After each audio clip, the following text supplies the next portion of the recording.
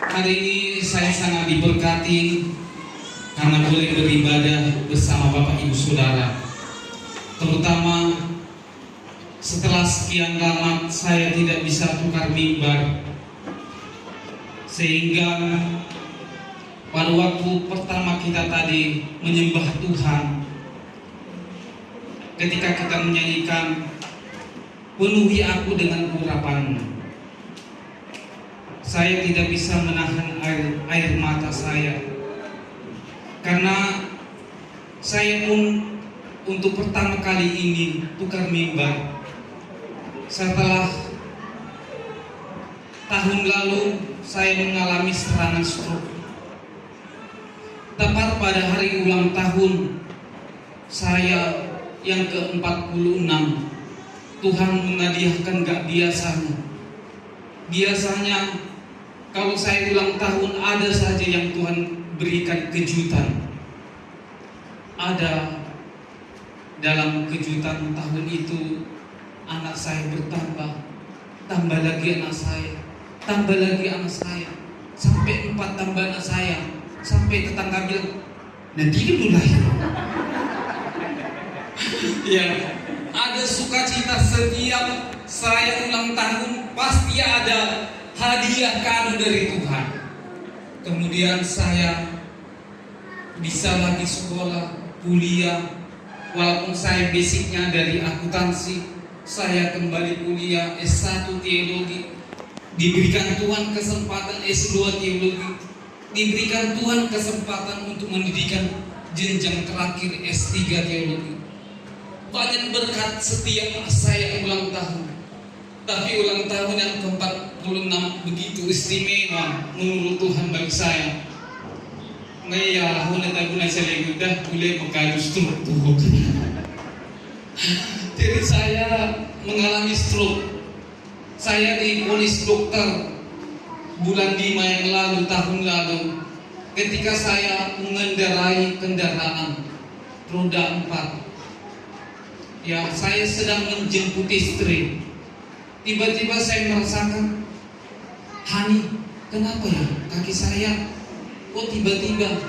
Loh iya, memang itu ada. Kebetulan saya membawa istri saya yang paling cantik, ada bersih ringo. Biasanya saya nggak pernah bawa istri saya kalau tukar mimbar, tapi entah kenapa kali ini tanpa saya bilang pun saya oke kan. Biasanya enggak usahlah, nanti enggak ada lagi orang dipikir orang tepat, enggak usah lagi.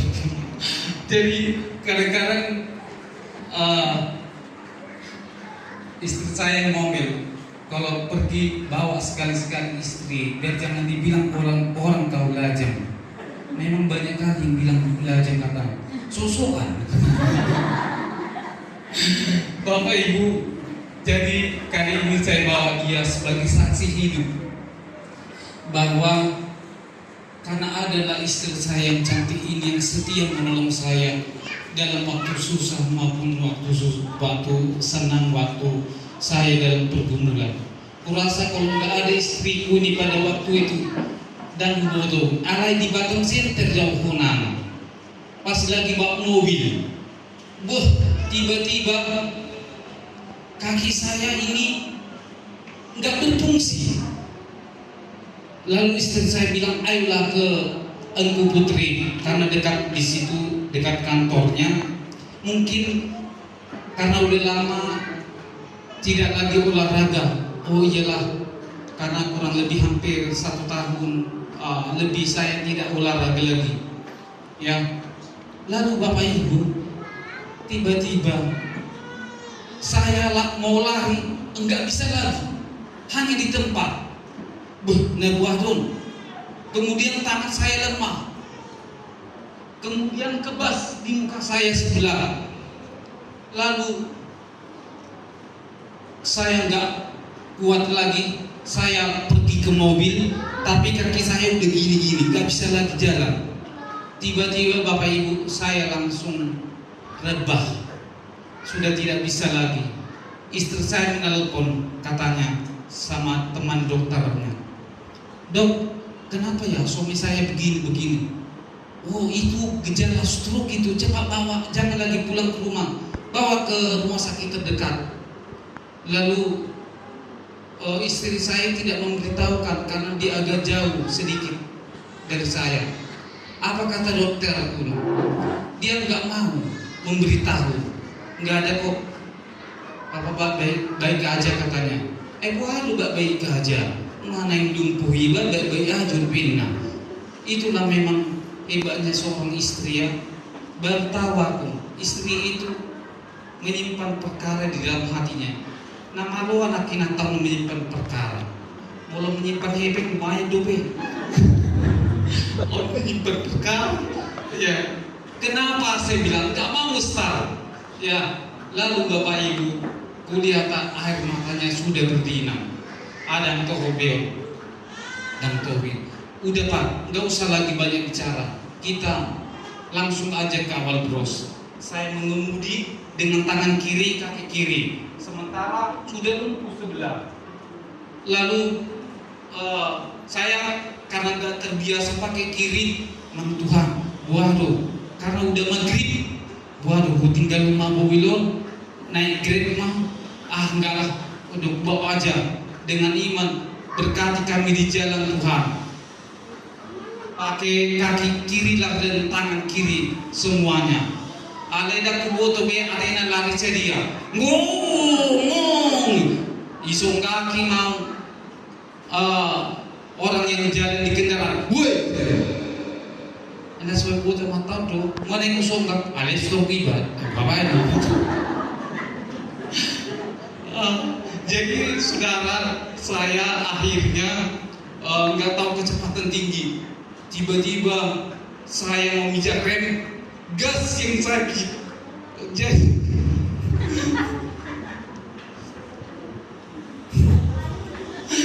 kenapa saudara? Bagi saya lucu sekali. Ya, orang sudah panik karena tiba-tiba yang terpijit gas, tahulah sesama pengendara, apalagi ibu-ibu bawa motor, ya kan, entah konsentrasi, entah melamun, entah menghayal, nggak tahu karena terpijit gas, wah, terkejut. Jadi banyak kisah sebelum saya stroke dan selama stroke, bahkan sesudah stroke. Ada pun bagaimana? Ya, hanya kesaksian karena tadi banyak kesaksian. Bapak Ibu, saya mau beritahu dalam perjalanan iman kita akan ada hal yang tak terduga. Bapak Ibu, kita tadi sudah mendengar banyak kesaksian. Memang benar Bapak Ibu. Jadi siapkan mentalmu, siapkan imanmu, siapkan spiritualmu, karena hal yang tak terduga itu bisa terjadi kepada siapapun. Waktu ponis dokter saya stroke, saya sempat membantah. Dok, saya stroke, saya bilang. Saya masih 46. Belum 60 saya dokter. Saya bilang gitu kan dokter. Dokter itu hanya ketawa. Pak, kalau sekarang ini stroke bukan hanya nenek dan kakek-kakek. Karena aku pikir kalau stroke itu nanti udah kakek-kakek. Padahal aku belum kakek-kakek. Orang bilang katanya tadi ibu guru Simanjuntak baru pertama lihat aku kayak pemuda dan dia tahu dari mana. Sangat ganteng, cakep karena sudah langsing. Iya. Karena Bapak Ibu, waktu saya sebelum stroke itu 82, bahkan pernah sampai di angka 85 kilo. Sekarang 66. Langsing men. Iya. Buasan dan letusian dan juga somonon tabu hilaga ringan bebas. Jadi kaum bapak kita semua siapapun belajar diet. Bagi yang sulit diet mulai sekarang sebelum kolesterol dan hipertensi menyerang. Karena dampak hipertensi itu ada 3 Bapak Ibu. 1, kalau enggak ke jantung, ke stroke. Kalau enggak ke stroke, ke ginjal. Jadi jangan main dengan hipertensi. Hipertensi saya tiba-tiba naik 200-an. Yang syukurnya bagi Tuhan gak pecah pembuluh darah saya. Kalau pendeta Isnadia dulu katanya waktu stroke gak ingat siapa istri. Ya terinspirasi lah istri saya ini, dites lah saya. Kita dulu piau. Siapa laku pak? Hubung lang gimana? Ibi kau nggak liblungau bulan gitu. Iya karena aku lihat udah agak aneh-aneh kau, karena udah berpesan sama adikku sama adikku. Baik-baik kau tahulah adik saya si Pudu kan gemuk kali kan. Dia yang menjaga saya. Saya hanya pesankan kepada dia, jaga kesehatanmu ya di. Ku tengok perutmu semakin naik ke depan. Iya. Saya bilang sama Pak Guru Ringo, tolong lanjutkan pelayanan. Aku bilang, makin nangis orang itu, karena saya merasakan tiba-tiba nafas saya berhenti. Nawaku ngegimo perbeon. On nama HP tikina, let me go to na di surga. Dan toho beon. Bala tinggal mahuin natak. Apa sih bahagia aku tinggal pun. Bapak Ibu, terbaik lagi anak-anakku. Kau bilang sama Tuhan, saya berjuang. Tidak Tuhan, saya bilang di rumah sakit itu saya berdua. Tasong kumaha kira sudi. Ya, saudara, saya mulai bergumul. Jadi saudara saya 2 kali masuk ruang ICU, 2 kali masuk UGD. Semua jenis scan itu sudah saya alami. Scan pertama otak semua, lalu scan kedua, scan MRI, baru belum ketemu, baru masuk scan ketiga, yaitu tindakan DSA. Jadi dimasukkan selang dari paha saya, ada kuota yang sudah dicuci. Ya, bayangkan 2 kali saya di opname, samping kanan kiri kurang berlawan. Setiap saya masuk rumah sakit yang parah-parah ditunjukkan Tuhan. Udah berapa lama itu sakit? Udah 2 minggu enggak siuman. Mengiringi Tuhan. Yang ini juga tinggal menunggu harinya. Why? Ya. Habis subuh nih, Wirma, udah di mana ibu tadi? Udah pergi dia, amang Tuhan gitu. Setiap waktu soal ada ngelibat. Belum lagi orang yang mengunjungi saya itu yang aneh-aneh, karena di lantai 7. Amang, kalau amang, kenapa mau di lantai ini? Kenapa rupanya? Ngeri sih amang katanya. Kenapa ngeri? Nanti tengah malam mau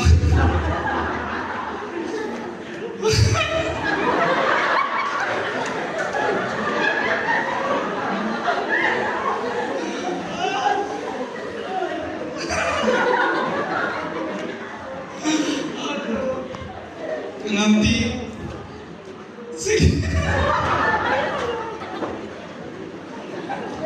selimut aman ditarik-tarik. Jadi ku cobalah, udah pulang orang itu sampai malam jam 12 orang udah tidur semua. Aku ditarik rumah, istri saya udah ngorok, nggak kuat lagi. Semua tidur terlelap seperti malam kudus. Putih dari jendela. Ada pula binatang apa itu gelap itu, yang kunang-kunang. Pura Saudi, jaga puang. Saya pikir karena masih baru dibangun yang lantai yang atas itu, jadi agak-agak seram. Yang memang jam 3 pagi kayak ada suara yang jalan-jalan. Jadi apa yang ditakutkan orang itu memang terjadi. Tapi aku berpikir positif. Paling akan perawat di berjalan-jalan. Jadi nggak takut saya. Jadi Bapak Ibu, setiap kita punya perjalanan hidup, saya bersyukur, berterima kasih kepada Tuhan. Alana na susah na membayar diet na silimu. Gagal terus diet itu. Tambah hari seperti kata puji, tambah hari, tambah cinta badan. Jadi nggak berhasil. Tapi dengan stroke saya berhasil diet. Haleluya. Ada yang mau diet dengan cara stroke? Jangan sampai Bapak Ibu. Baik, mari kita baca sekilas firman Tuhan. Yohanes 11 ayat 1 sampai 4. Kaum pria ayat pertama, kaum wanita ayat kedua, ayat keempat kita baca bersama-sama. Yohanes 11 ayat 1 sampai 4. Mari kita baca. 3, 2, 1 ya, kita mulai dari pria. 1, 2, 3 ya. Ada seorang yang sakit, namanya Lazarus dari Betania. Kamu Maria dan Marta. Maria dan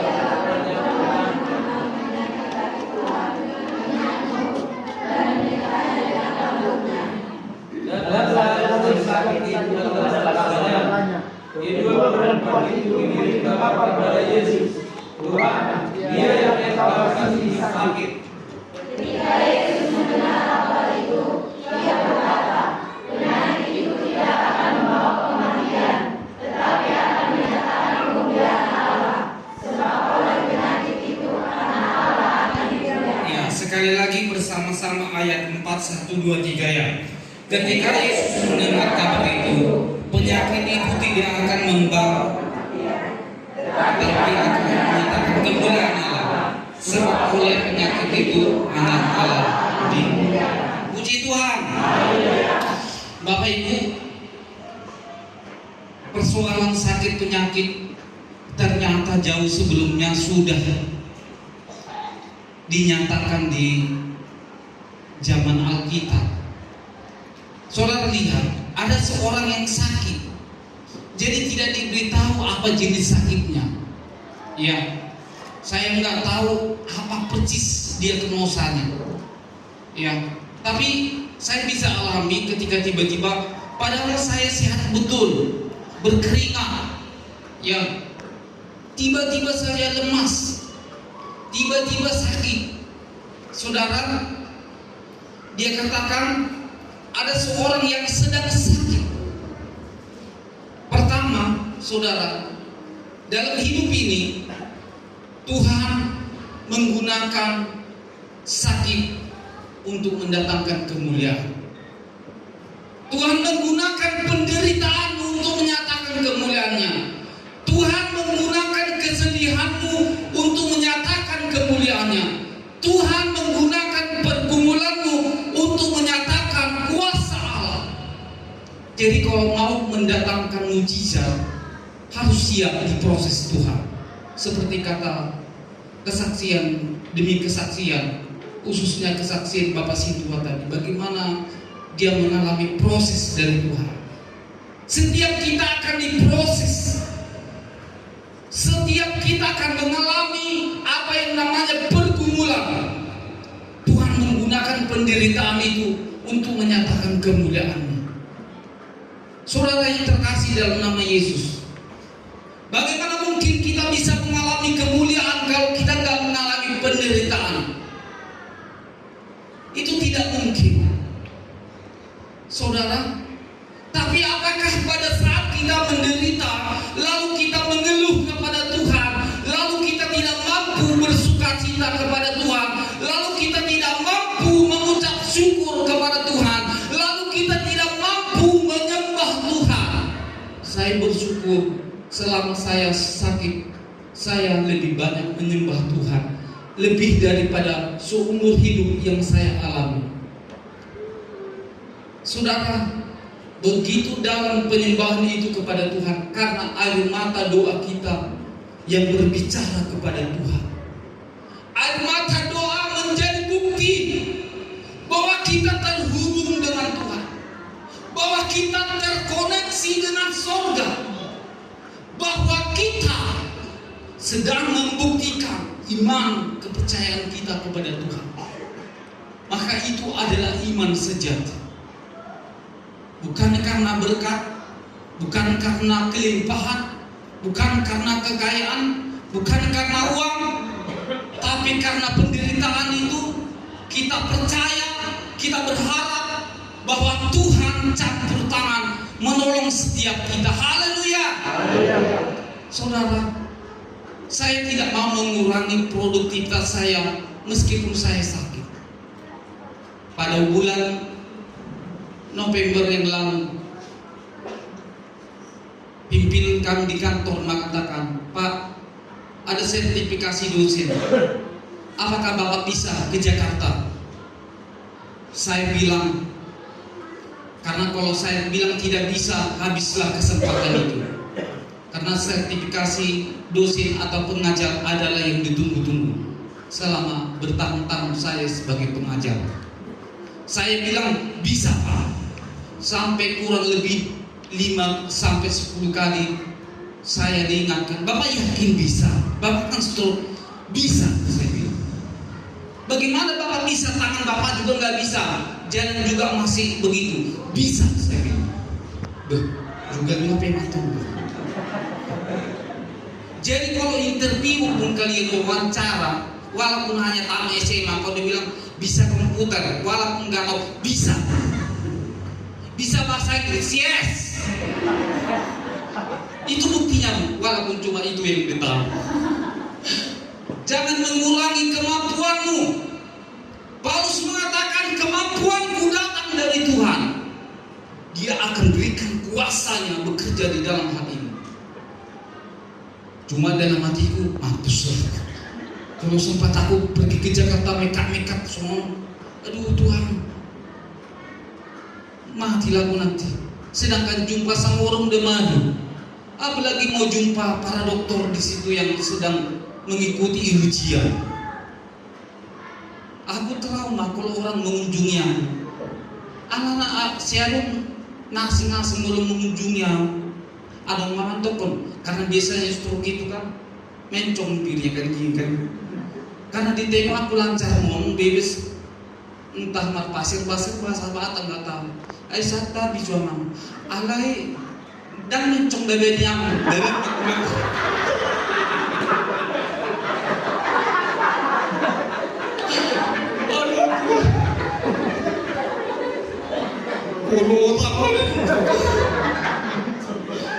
laut sui foto, sedangkan kedua nggak pernah bilang gitu sama orang kan. Apalagi dia lakukan kan buru negoles. Tidak pernah ada orang yang kayak gitu ngomong sama saya. Maksudnya ini kalau stroke itu harus kita pun ada tikamlah anak kayak gitulah maksudnya. Lalu kalau jalan anak buat Tuhan mama ada di kamu loh. Mungkin harus begitulah baru dibilang stroke. Tinggal usan buta tau salom ya ibering sudah sin bicat satu tuh harus masuknya amat tahu karena penasaran ya. Jadi mulailah di situ Bapak Ibu, mulailah saya bilang. Dia perhatikan, oh Amang ini jadi menghibur kami.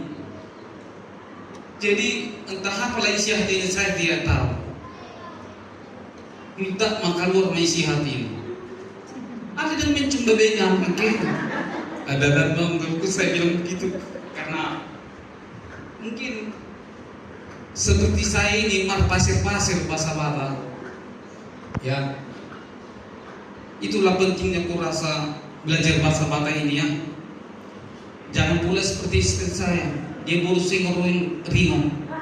Saya bawa ke kumpulan Siringo. Ada di sampingnya boros ringo. Eda, tolong geser ke sana. Duduk buku Eda, boros ringo. Kakak panggil atau nengguru. Oh enggak tahu. Isang boros semua. Iya tuh udah sebentar aku masih butuh dua kadal deh lah kon. Ya. Nah Bapak Ibu, saya mau beritahu bagi kita. Jangan mengurangi kemampuanmu, produktivitas, iman, percaya, semangatmu. Unang tabagaleho harus punya semangat.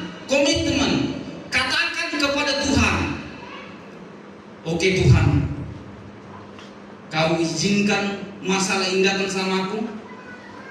Kau pikir aku makin down, makin jatuh? Tidak, saya bilang. Saya bangkit. Saya pergi ke Jakarta.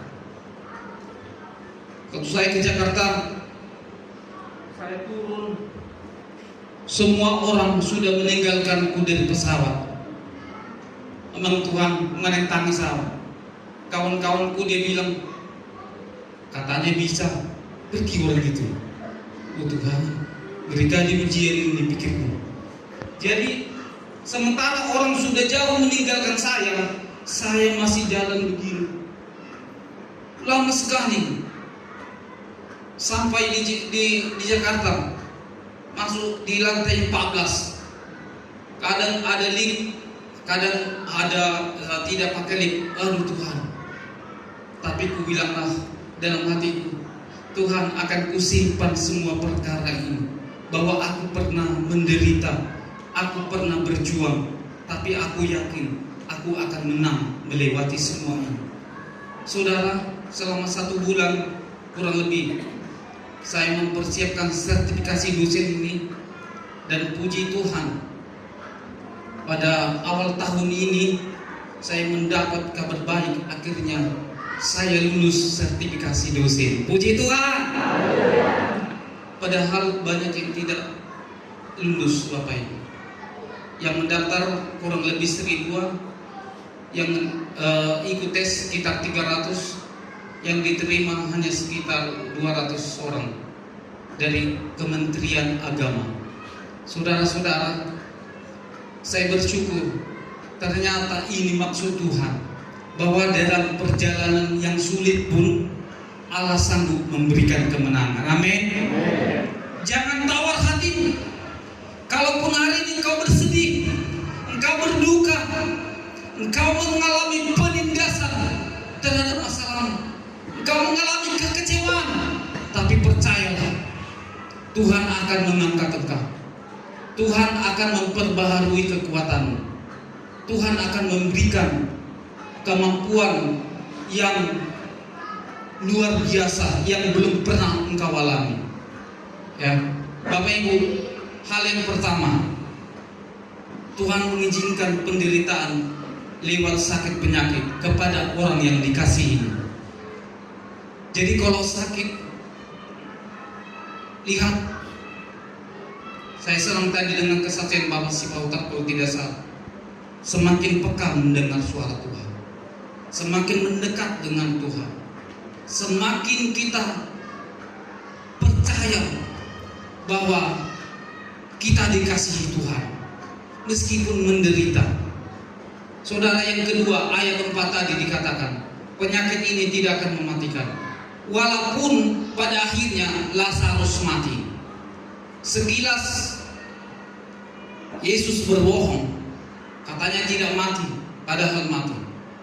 Ini berarti seringkali doa dan harapan kita tidak sesuai dengan kenyataan.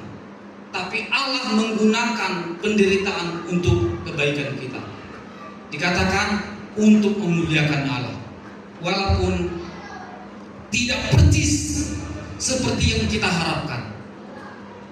Kalau saya berdoa karena sudah terbiasa mendoakan orang sakit, biasanya oleh karena kemurahan Tuhan, setiap orang yang saya doakan itu sembuh. Saya sudah banyak mendoakan orang sakit. Saya sudah banyak kunjungan kepada orang sakit. Bahkan kepada yang kerasukan setan pun dilepaskan Tuhan. Bahkan saudara, waktu saya stroke sudah bisa pulang, saya berkhotbah di gereja, ada anak jemaat yang sudah demam 1 minggu lebih, tidak turun-turun, tidak sembuh-sembuh, tidak pulih. Dalam keadaan sakit saya mendoakan dia sembuh. Tapi ketika saya berdoa bagi diri saya, Tuhan, Bapak mau, Tuhan sembuhkan saya, Tuhan angkat penyakit ini dalam nama Yesus. Tuhan bekerja dengan kuasa-Mu. Sampai saya bilang, hai tangan, terangkatlah, dan terangkat. Hai kaki, berjalanlah, langsung di tempat. tidak terjadi apa-apa. Lalu saya berdoa kepada Tuhan. Kenapa orang lain saya doakan Tuhan jawab, tapi ketika saya berdoa untuk diri sendiri saya, Tuhan tidak menjawab. Ternyata Tuhan mau saya melewati proses ini supaya saya tahu artinya penderitaan, supaya saya tahu artinya bagaimana orang mengalami sakit. Jadi sepanjang saya sakit, banyak kali orang yang Tuhan tunjukkan kepada saya, orang-orang yang sakit yang parah. Ada seorang ibu yang kemarin ketika kami berobat, dia menceritakan penyakitnya diborong. Dia memborong penyakit paket komplit, isi mah lambung, isi mah kanker, isi mah sesak napas, semua. Karena saya ada di depan saya, sedangkan saya stroke, ngohila lacina, apalagi natam paket komplit, ya, bukan paket satu, tapi paket komplit. Uber heradangan harapan. Lalu saya mengatakan kepada ibu itu, ibu, saya mau sedikit berbagi kepada ibu. Karena saya pun dulu sudah pernah mau lewat. Saya tahu artinya sesak nafas. Karena pernah hampir berhenti, nggak bisa menelan. Itulah saya yang dilarikan waktu sakit kedua. Langsung dilarikan karena udah gini saya menelan. Gak bisa lagi, udah hampir terhenti. Pantas Daud pernah berkata, ya, bahwa ketika aku berada dalam kesesakan, engkau mempertahankan hidupmu. Jadi waktu saya sesak itu, saya tahu anugerah Tuhan yang mempertahankan hidup saya. Kalau tidak sudah lewat. Saudara-saudara, saya bersaksi kepada ibu itu. Hal yang pertama, ibu harus berdamai dengan diri sendiri.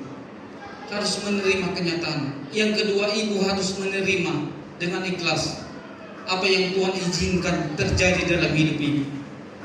Karena apapun itu tidak ada tanpa seizin Tuhan. Yang ketiga, mulai ambil tindakan mendekatkan diri. Karena firman Tuhan berkata, mendekatlah kepadaku, maka aku akan mendekat kepadamu. Hanya itu ibu yang akan menguatkan kau. Lalu mulai dia tersenyum, mulai bergairah, mulai dia bisa lega sedikit. Puji Tuhan, saya bilang. Setelah itu kami berpisah. Saya nggak tahu lagi bagaimana ibu ini. Tapi itu yang saya lihat. Kalau saya nggak pernah merasakan arti kesesakan orang lain, saya nggak akan sanggup bersaksi. Saya nggak akan sanggup menyaksikan kuasa Tuhan. Saya bilang, saya pun sudah melewati lembah ini, tapi oleh karena kemurahan Tuhan, saya diberi kesempatan. Hanya satu, pasti lebih baik. Ada maksud Tuhan. Ayat 4 mengatakan tadi, untuk memuliakan Allah, untuk kemuliaan Allah. Bapak Ibu Saudara, apa yang kau alami hari ini, apapun itu, pasti ada maksud Allah untuk mendatangkan kemuliaan. Kita berbeda menghadapi proses, tapi apapun jenis masalahnya, yang pasti bukan teh sosro obatnya, ya, obatnya hanyalah Tuhan Yesus. Haleluya. Hati yang senang Tuhan berikan kepada kita, itu yang mampu memberikan, membangkitkan semangat hidupmu. Itu sudah dikonfirmasi secara ilmiah melalui penelitian medis. Jadi firman Tuhan yang mengatakan hati yang gembira adalah obat, tetapi semangat yang patah mengeringkan tulang. Saya mengikuti jurnal kesehatan, jurnal ilmiah dari Malaysia dan dari Amerika. Ternyata terkonfirmasi bahwa orang yang bersukacita atau orang yang bahagia mampu menahan penderitaannya. Terbukti saudara, setelah saya berdamai dengan diri sendiri, saya menerima apa yang Tuhan berikan, saya lebih kuat. Ya, saya lebih eksis. Saya lebih merasa kekuatan saya dibaharui. Beda waktu pertama stroke. Orang nagale terus, amang Tuhan aso menomau, amang Tuhan netelu po, ya hanya mengeluh, makin parah sakitnya. Tanpa sadar kena lagi, masuk rumah sakit yang kedua. Tapi sekarang, setelah saya bersuka cita, saya imani firman Tuhan itu, ternyata terbukti. Itu tong ikut sumni, jangan hanya menyanyikan hati yang gembira. Sumni mama didi herai di surga. Tapi ketika datang masalah, emang Tuhan, tuh gua ada kolon, oh Tuhan di dia ingananmu. Allah Pak Tuhan, aku nak menuju Tuhan. Macamlah keluhan kita di hadapan Tuhan. Jadi percaya bahwa segala yang Tuhan izinkan mendatangkan kebaikan bagi kita. Haleluya. Jangan mau dikalahkan semangatmu. Jangan mau dikalahkan oleh beban penderitaan. Semua orang akan menghadapi prosesnya. Tapi kalau engkau tahu kuncinya ini, kau terhubung dengan Tuhan. Ya. Tuhan tidak akan semudah itu, segampang itu melupakanmu. Tuhan tidak semudah itu melupakan engkau. Engkau sudah ditebus dengan darahnya. Seperti ada lagu dunia, ada anak saya, guru saya itu, namanya si Kita, masih SMP, nyanyinya udah ngeri-ngeri kali. Ya, dia katakan, tak segampang itu melupakan. Saya kau masih SMP, siapa yang gak bisa kau lupakan? Jangan dulu pacaran masih SMP, jangan marsewet-sewet dulu, ya. Jangan dulu, karena anak sekarang ngegaris statusnya. Ya, kalau Maria ini bilang melapor sama Tuhan, Tuhan, dia yang kau kasihi sedang sakit. Tapi kalau anak zaman now melapor, dia yang kucintai telah diambil orang. Ya. Tapi kalau pemuda remaja di sidang ada musuhnya berjudul sama. Puji Tuhan. Iya. Nampak wajah-wajah anak Tuhan ya. Ya. Jadi Tuhan tidak semudah itu membuang kita. Tidak semudah itu melupakan kita. Tidak segampang itu. Walaupun engkau diserang berbagai hal. Dia berkata, "Nakku, tetaplah tenang supaya kamu dapat berdoa." Dia aman. Dia amankan kita dalam hadiratnya. Di bawah namun sayapnya, seperti Raja Wali, Tuhan menggunakan semua hal dalam hidup kita untuk merasakan perlindungan di hadapan Tuhan. Hari ini saya tidak tahu apa yang menjadi penderitaan Bapak Ibu, apa yang menjadi sakit penyakit itu. Saudara, Yesus menjawab. Yesus sengaja menunda. Ayat 15 berkata, "Syukurlah pada waktu itu aku tidak hadir, karena supaya kamu belajar percaya." Jadi ada kalanya Tuhan menunda. Waktu laporan Maria dan Marta disampaikan oleh orang yang diutus, Yesus sengaja menunda 2 hari. Ya, ternyata sebelum orang menyampaikan kabar itu, Lazarus sudah mati. Jadi Yesus berjalan ke Betania 1 hari perjalanan. Total 4 hari orang itu sudah meninggal. Jadi ada 4 hari Yesus menunda pekerjaan Allah dijatakan. Supaya apa Bapak Ibu? Supaya pekerjaan Allah dinyatakan.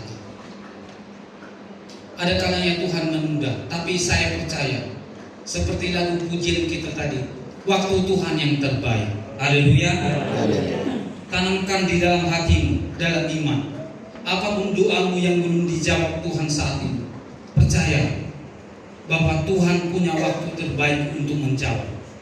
Tuhan punya waktu terbaik untuk memulihkan kehidupan kita. Biarlah firman Tuhan ini menguatkan saya dan saudara, dan semakin berjalan dalam satu dimensi kepada dimensi yang lain, sehingga apapun yang terjadi kita boleh mengalami kemuliaan Tuhan. Haleluya. Haleluya. Mari bangkit berdiri.